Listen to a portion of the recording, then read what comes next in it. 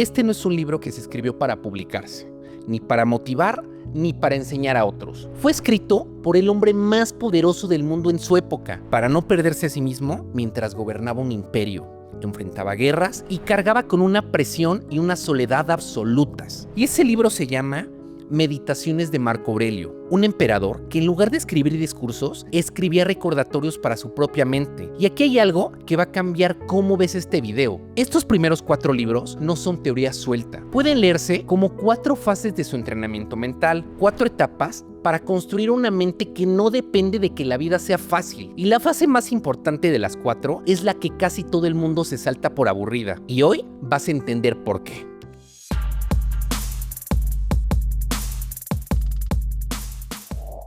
Soy Rodrigo Oscos, nutriólogo, entrenador y amante de la filosofía. Y esto es Estoicismo para no estoicos, la serie de resúmenes de libros Asterix, ya que en mi mundo, si la mente no domina el cuerpo, el entrenamiento y la alimentación fallan. Por eso aquí no repetimos frases bonitas. Vamos a diseccionar la mente de Marco Aurelio en su contexto real. Cómo se entrena una mente cuando la vida pesa de verdad. Y algo importante antes de avanzar. Este libro Meditaciones no está dividido en capítulos modernos como otros libros. Está dividido en 12 libros personales escritos en distintos momentos de su vida. Y en este primer episodio vamos a profundizar en los libros 1 al 4, que son en realidad, o se pueden explicar, como la base mental de Marco Aurelio. Esa parte que es la menos viral del libro, pero probablemente la más importante. Marco Aurelio no nació siendo emperador, ni nació siendo el gran referente del estoicismo que conocemos. Él nació en el año 121 después de Cristo, en Roma, dentro de una familia acomodada y políticamente influyente. ¿Tuvo una educación privilegiada? Sí, pero también una formación mental mucho más exigente que la mayoría. Desde joven mostró algo distinto, no solo interés por el poder, sino por la reflexión, la disciplina y la filosofía. Mientras otros buscaban reconocimiento externo, él se inclinaba hacia el autocontrol. Desde adolescente ya estudiaba filosofía estoica, y no como moda, sino como una forma de vivir. Ahora, algo clave que casi nadie explica bien. Marco Aurelio no heredó el trono como normalmente se piensa que es de padre a hijo. En el Imperio Romano existía algo distinto, el sistema de adopción imperial. En ese periodo, el poder no siempre pasaba de padre a hijo. Muchas veces se aseguraba mediante adopción política. ¿Y qué significa esto? Pues mira, no era un sistema perfecto puramente meritocrático. También lo atravesaba la estrategia, las alianzas y la estabilidad institucional, pero tenía un objetivo claro: asegurar continuidad, preparación y control del poder. De hecho, en ese periodo se recuerda como la época de los 5 buenos emperadores. Primero gobernaba el emperador Adriano, y antes de morir designó a Antonino Pío como su sucesor, pero con una condición muy específica: que Antonino adoptara a Marco Aurelio y a Lucio Vero como futuros herederos del Imperio Romano. Es decir, Marco Aurelio no llegó al poder por casualidad, fue adoptado políticamente, formado durante años y preparado en silencio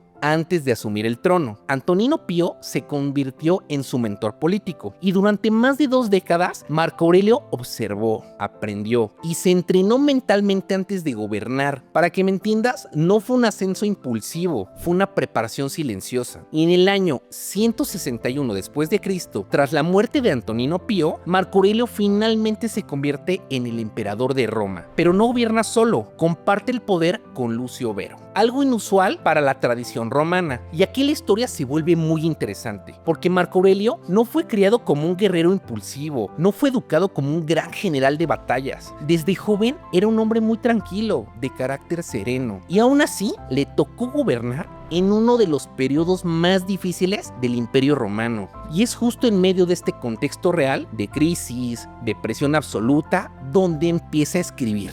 Y aquí hay algo que cambia por completo cómo se lee este libro. No hay evidencia de que Marco Aurelio lo haya titulado como tal Meditaciones. Ese título es muy posterior. Lo que él hacía en realidad era como anotar recordatorios incómodos, dirigidos exclusivamente a él, a su mente, a sí mismo, no a sus soldados, no a su imperio, a sí mismo. Imagínalo por un momento, un emperador en la cima del poder, escribiendo en soledad, no sobre conquistas, ni sobre su poder, sino sobre autocontrol, sobre mente y sobre carácter. Y no escribía esto en calma. Para que me entiendas, lo escribía en momentos muy difíciles, en movimiento, bajo la tensión de la guerra y el caos real. Por eso, no estás leyendo a un filósofo sentado, con una copita de vino. Estás leyendo a un emperador en acción intentando no romperse por dentro. Y esto lo cambia todo, porque cada frase deja de ser teoría y se convierte en entrenamiento mental. Pero ahora sí, vamos al libro 1.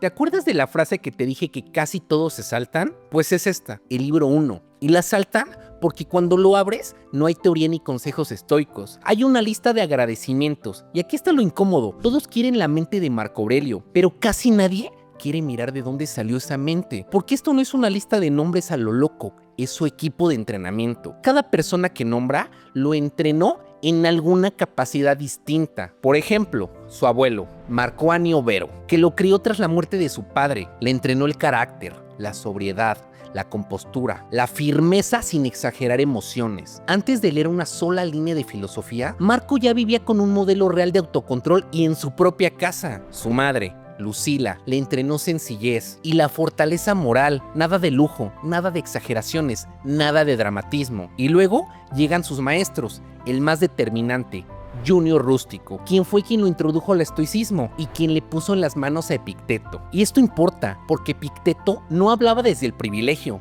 Era un ex esclavo, no controlaba su tiempo, ni su cuerpo ni su destino. Y aún así, se dio con la idea que sostiene todo lo demás, que te pueden quitar todo allá afuera, pero no tu libertad interior. Graba esa idea, controlar lo interno, porque va a volver en cada uno de los libros que veremos hoy. Después llega Polonio, y de él aprende algo que un emperador en tiempos de guerra y epidemias iba a necesitar como nadie: sostener la mente cuando todo se desmorona, no huir de la dificultad, no dramatizar el sufrimiento, sostenerla. Y Frontón, su maestro de retórica, que no solo le enseñó a hablar bien, sino a pensar con orden, porque en Roma la retórica no era adornar palabras, era entrenar la mente para razonar con claridad. Mira el conjunto: del abuelo, el carácter; de la madre, la fortaleza; de Rústico, el estoicismo; de Apolonio, la calma y tranquilidad; de Frontón, la claridad. No lo formaron para ocupar un trono, lo formaron para gobernar su propia mente. Por eso el libro 1 parece el más aburrido en una lista de gracias, pero son las bases. El libro 1 es el cimiento. Nadie construye una mente fuerte sin saber de dónde salió la suya. La fase que todos se saltan es la única sobre la que se sostienen las otras 3. Si el libro 1 es el origen, el libro 2 es ese carácter puesto a prueba, y se pone a prueba contra la variable más difícil de todas, otras personas. Por eso, lo primero que hace Marco Aurelio en el libro 2 es prepararse para ellas. Escribe: al despertar, hoy me encontraré con gente entrometida, ingrata, arrogante, envidiosa y egoísta. Y esto no es pesimismo, es preparación. Y seamos honestos, tratar con gente difícil cuesta mucho. Marco no lo romantiza, porque cuando entiendes que la gente actúa desde su ego, desde su ignorancia o desde la emoción, dejas de sorprenderte y dejas de tomártelo personal.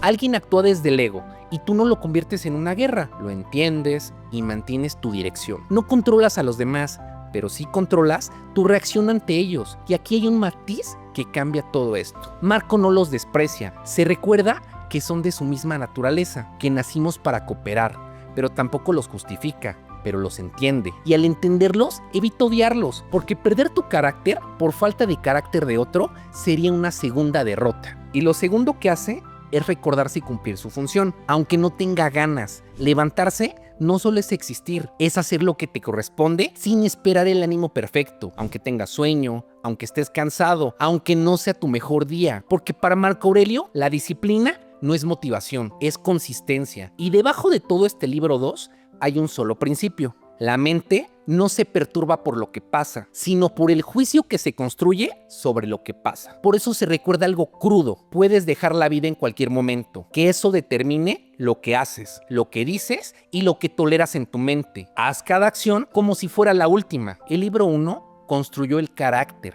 el libro 2 lo defiende, y no una vez por semana, no cuando haya tiempo, sino cada día. Y ahora llegamos al terreno más incómodo del libro, el libro 3, el tiempo y la conciencia de estar vivo. En el libro 2 ya se había recordado algo muy duro, que podía morir en cualquier momento. Aquí afina esa idea todavía un poquito más, porque para Marco Aurelio escribe algo piensa algo que casi nadie cita y que es mucho más perturbador que la muerte. Apúrate, dice, no solo porque cada día estás más cerca del final, sino porque tu capacidad de pensar con claridad, de comprender, se apaga antes que tu cuerpo. Y eso cambia toda la pregunta. Ya no es ¿cuánto tiempo voy a vivir? Es ¿cuánto tiempo me queda con la mente entera? ¿Qué quiere decir esto? Que puedes seguir vivo y ya no puedes estar realmente despierto, realmente al 100. Por eso para Marco, el mayor peligro no era el dolor, no era el fracaso, las críticas, era vivir disperso, con la mente en otro lado.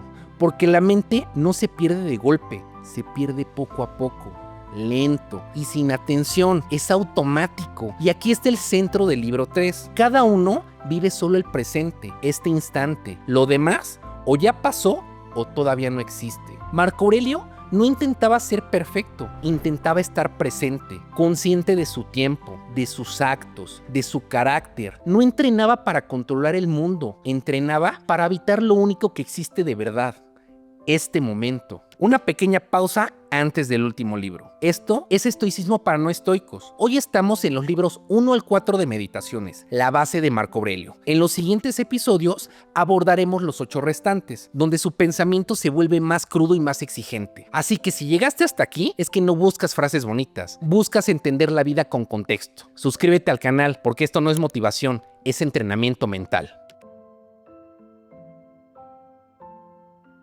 Y llegamos al más maduro de los 4, el libro 4. Aquí, Marco Aurelio deja de mirar su mente y empieza a mirar la existencia entera. Su punto de partida es incómodo. Todo cambia. Las personas, las circunstancias, los imperios, el cuerpo, la vida, todo. Y escribe una frase que lo resume. El universo es transformación. Por eso, dice, la gente busca refugio en el campo, en la playa, en las montañas, pero el único retiro real está dentro de ti mismo, porque el problema no siempre es el lugar donde estás, a veces es la mente con la que llegas a ese lugar. Y él no lo dice con tristeza o con nostalgia, lo dice con claridad, porque resistirse a lo inevitable desgasta mucho más la mente que lo inevitable mismo. Por eso Marco aquí deja de preguntarse, ¿por qué me pasa esto? Y cambia la pregunta para hacerse otra pregunta, ¿cómo respondo a esto? Y desde esa escala más amplia entiende algo muy incómodo, demasiado, pero que también al mismo tiempo es tranquilizante. La vida no gira alrededor de ti.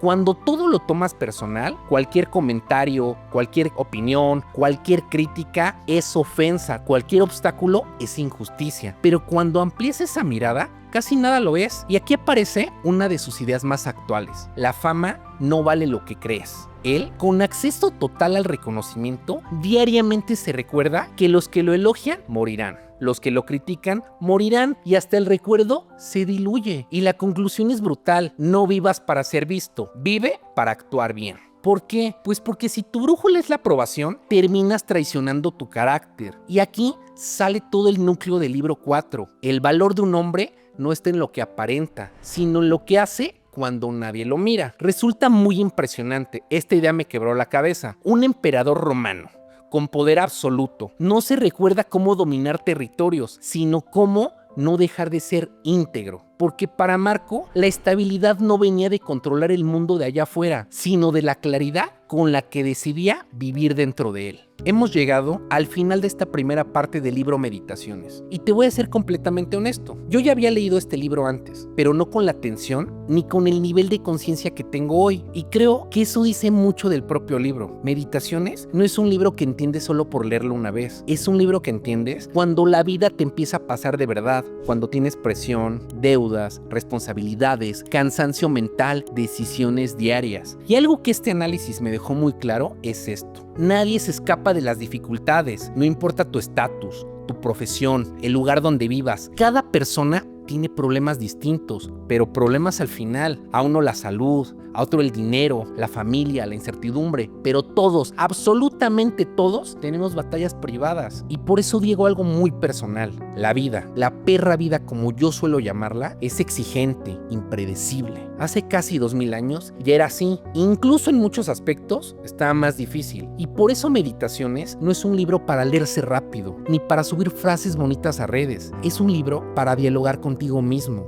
Si de verdad quieres entenderlo, hazlo con calma, con un lápiz, con un bloc de notas, tranquilo. Conforme avances, anota lo que te mueve, lo que te confronta y lo que te recuerda tu propia vida, porque ahí, justo ahí, es donde este libro se vuelve poderoso, no cuando lo lees como teoría, sino cuando lo conectas con tu propia experiencia, con tus vivencias. Y otra cosa que me dejó este análisis es cómo entendemos el éxito hoy, porque este libro no habla de éxito como fama, dinero o reconocimiento, y aún así fue escrito por el hombre más poderoso del mundo en su época, y eso nos obliga a replantearnos algo profundo. Y si el verdadero éxito no es el control externo, sino la tranquilidad interna de tu mente, de tu casa, de tu familia, del lugar donde estás construyendo tu vida. Tal vez suene simple, pero en una vida exigente, la tranquilidad mental es un lujo. Y eso es solo el inicio del recorrido de este libro. Si estos primeros 4 libros muestran cómo se construyó su mente, los siguientes 8 muestran qué pasa cuando esa mente choca con el cansancio, con el deber, con la enfermedad, con la muerte, con la fama. Y si llegaste hasta aquí, probablemente no es porque busques frases bonitas o algo superficial. Así que suscríbete al canal, porque vamos a seguir desglosando meditaciones paso a paso, como debe de ser, con contexto, con profundidad y con un pensamiento